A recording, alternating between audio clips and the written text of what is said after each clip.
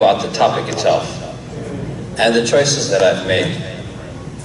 I have not chosen these two countries because IAGD has so many who are congregants here who happen to hail from South Asia. But I have chosen these two countries, India and Pakistan, because they offer unique perspectives into a challenge we have faced for the past 100 years. Pakistan in particular is peculiar, unique, and it helps us understand the first part of my presentation. And the first part is something to do with, I can't recall exactly, but it has something to do with pluralism and authenticity. In 1958, I think, or 52, Abu Ala Maududi gave a talk in, or it was before that. He gave a talk because by that time partition had taken place, and of course he had already moved to Pakistan. So before that, he gave a talk at Aligarh Muslim University, and he then read out one of his pamphlets. Now, the thing to remember about Maududi was that he was a prolific writer. He wrote voluminous works. His Tafheem al-Quran, depending on which print you're talking about, could go into 10 volumes. But then in addition to that, he also wrote a tarjuma of the Quran, and he also did a cross-study of the history of Islam. But his real success lies in the pamphlets that he wrote and that he distributed. He was not a very articulate speaker. Somehow articulation, oratory, and writing skills don't go hand in glove. Abul Hassan al-Nadawi, a great scholar who also wrote prolifically, was also not a very articulate person, but wrote very well.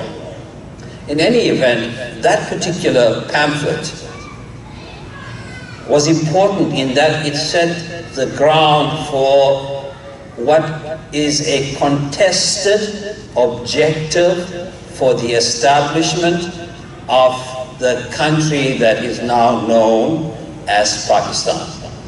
A contested objective for the country that is now known as Pakistan. In it, he says, he's saying it in Urdu and I will translate, he says, how do we propagate Islam in the future?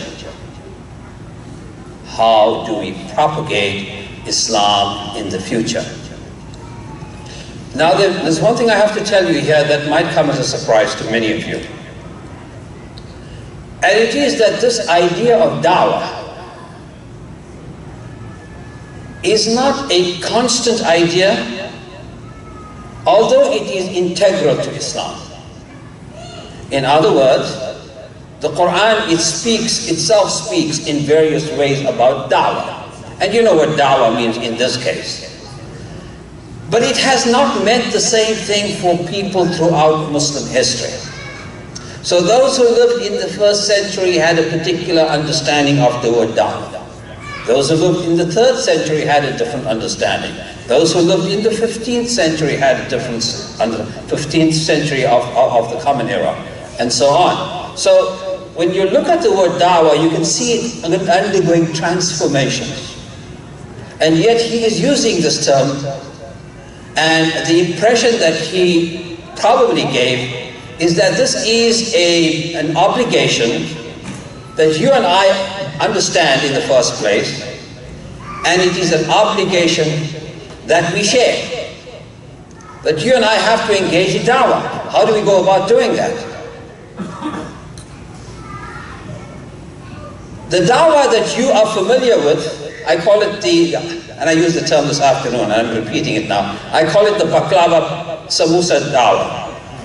the Dawa that you have when you have open day or something, you know, when we invite the neighbors and tell them this is Islam and this is what we, this is brand new, very new. The idea of going out and inviting people to Islam, very new. If you had to go back in time, you wouldn't find a moment where people went around inviting people to Islam. Very new. In the modern American context and the European context, this is an idea we borrowed from our neighbors. These little booklets that you see in the mosques, this is something that you'd find in a church. It's a good idea, and it's good that we borrowed it. But it's new. It's not inherently part of our tradition. In the same way, when Maududi is saying, how do we give da'wah? He was responding to a particular situation in that part of the world, which was itself a response to a bigger situation in the Muslim world at large.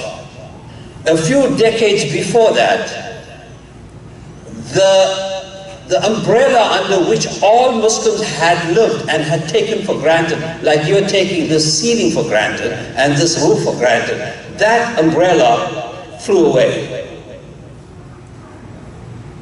The centerpiece of the umbrella was in Istanbul, and the person who uprooted it and threw it out was Kemal Atatürk. And the umbrella I'm talking about is the Islamic Khilafah. To us, living without an umbrella is natural, it's normal. And any invitation to get back under the umbrella is, if not problematic, then just downright scary. Think of somebody on a minbar in Baghdad or in some part of Iraq inviting all the Muslims of the world to give bay'ah to him. You know what I'm talking about. So this idea of coming, first of all, putting up the umbrella again and then getting people to join is something that we are uncomfortable with. In the same way, in 1924, when Kemal Atatürk removed the Khilafah, the entire Muslim world was in a state of shock that lasted decades. You have to understand that. It was in a state of shock that lasted decades. If you've had the unfortunate experience of losing your mom and dad, then you know how empty it is on the top, psychologically speaking. And that in itself lasts a while before you can come to terms with that. Now imagine having that kind of paternal security, that kind of paternal authority stripped away from you. And it was gone. So people did different things to deal with it. And those who were on the periphery felt that pain even more than those who were in the center. Those in the center had mixed feelings. The people of Iraq, the people of Syria had mixed feelings. Because living under Ottoman control meant living like second-class citizens.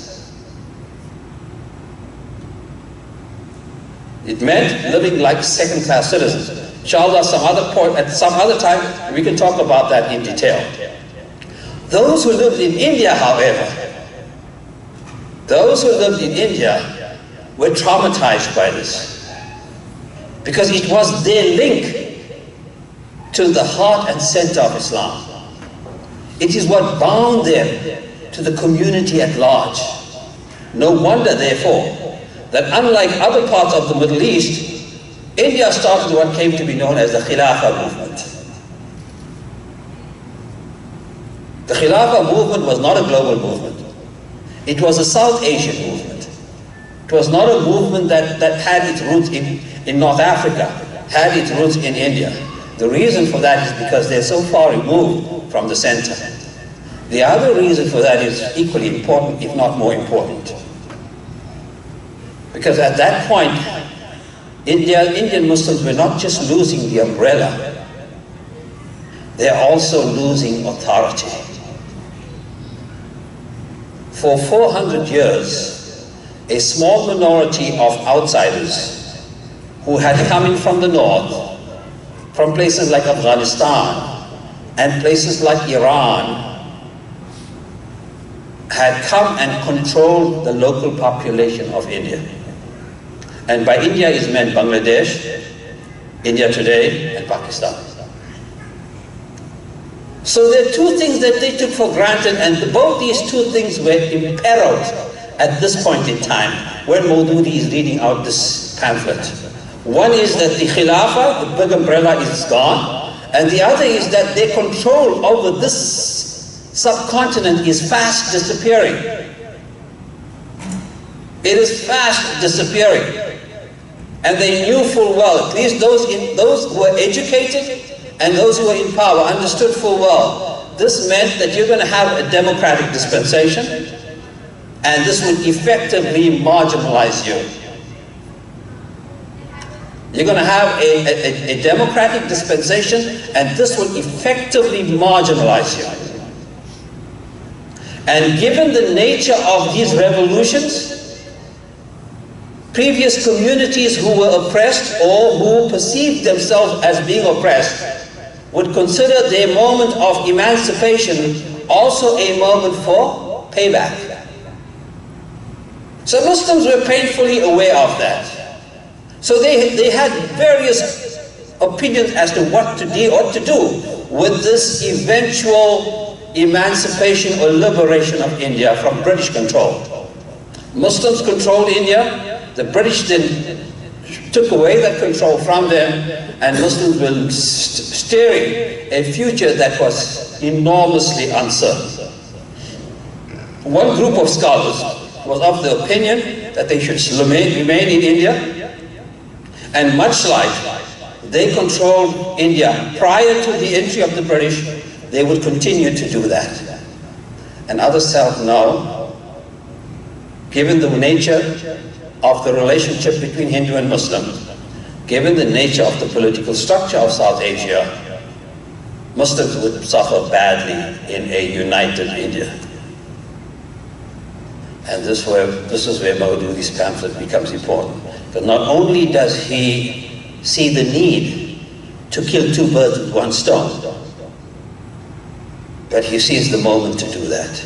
These two birds, one was the future of Muslim India, and the other is the return of some kind of cover over them.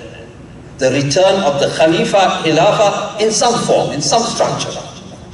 That was, he was not interested in nationalism, in state control. He was ultimately seeking a return to that glory.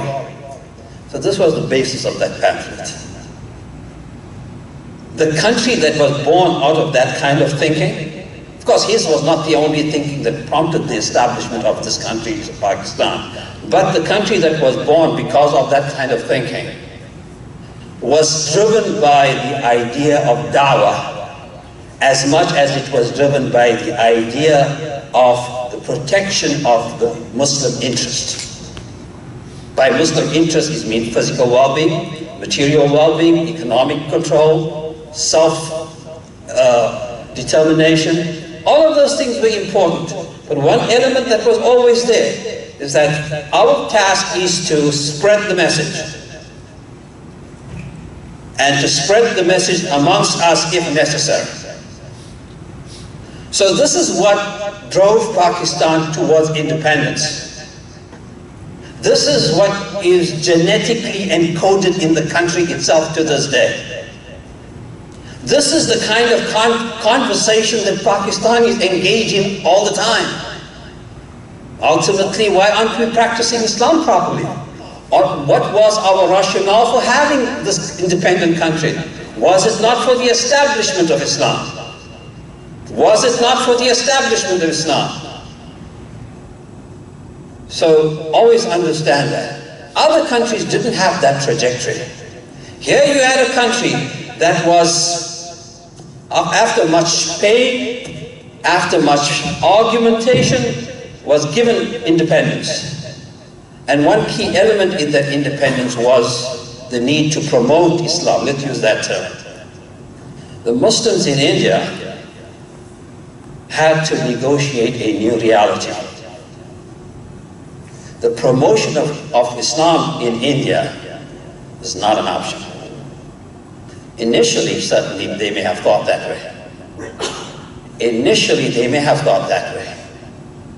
But as time went on, and these bloody riots, these purgings, these pogroms, the mass killings of innocent Muslims, isolated Muslims, and they were forced to think about protecting their own self-interest.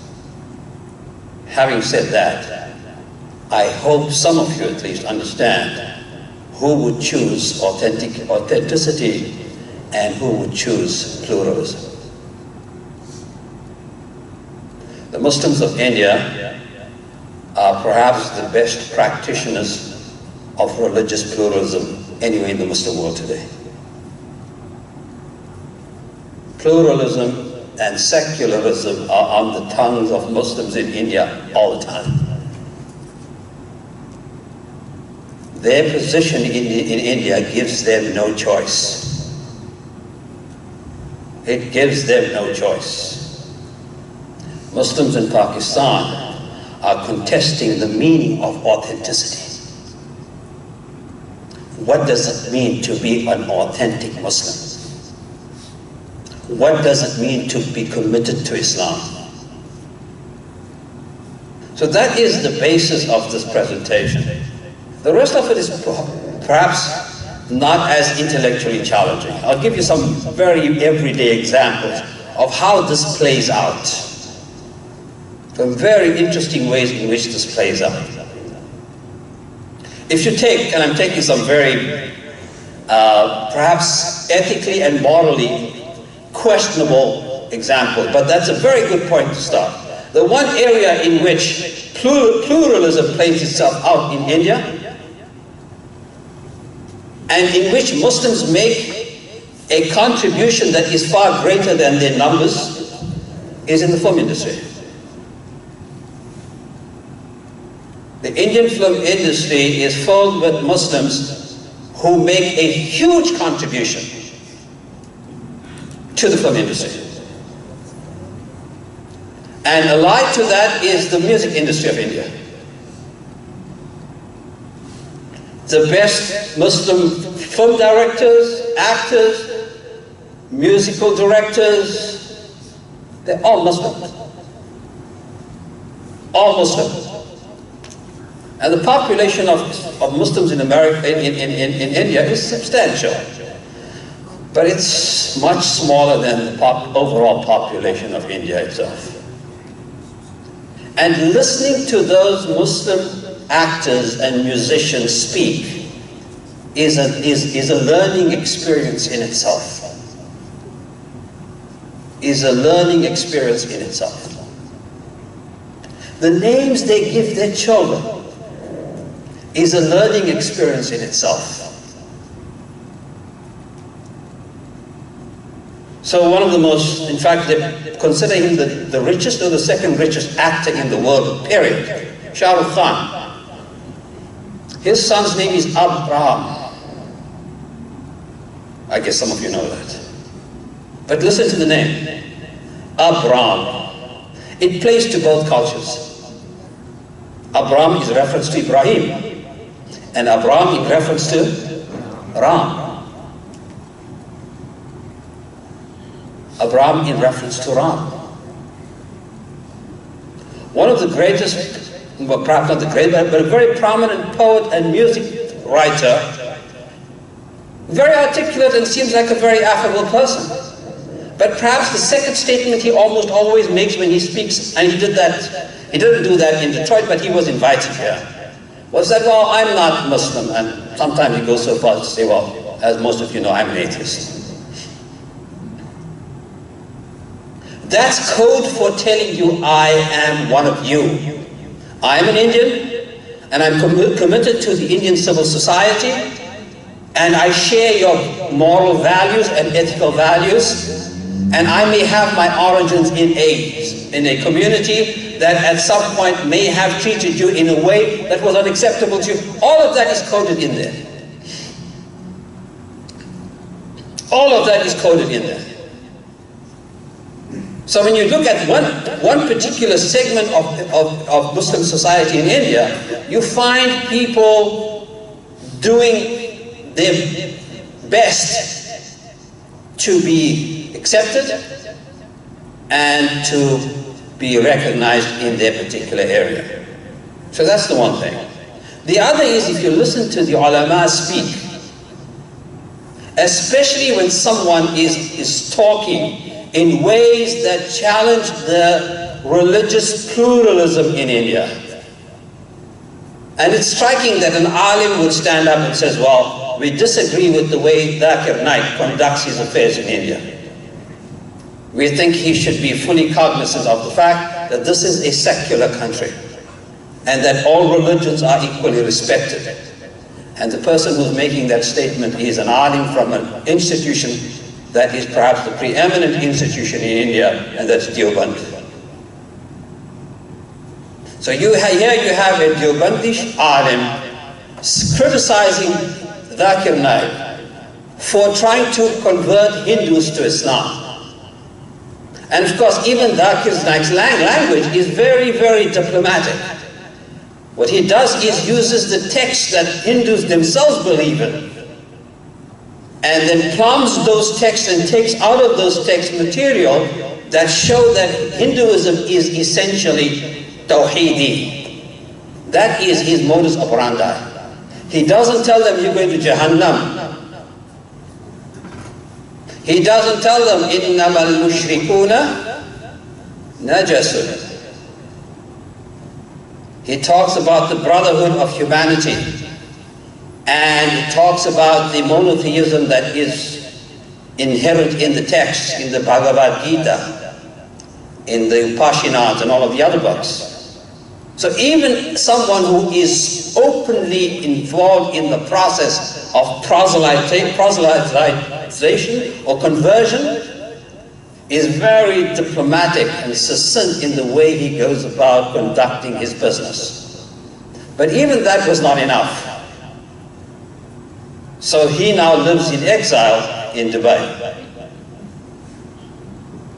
because the Indian government would not allow him back. I don't know what the dynamics are, but ultimately, because of his particular propagation efforts, he has suffered consequences. Then you move over to Pakistan, and you listen to the debates that go on there. Very interesting.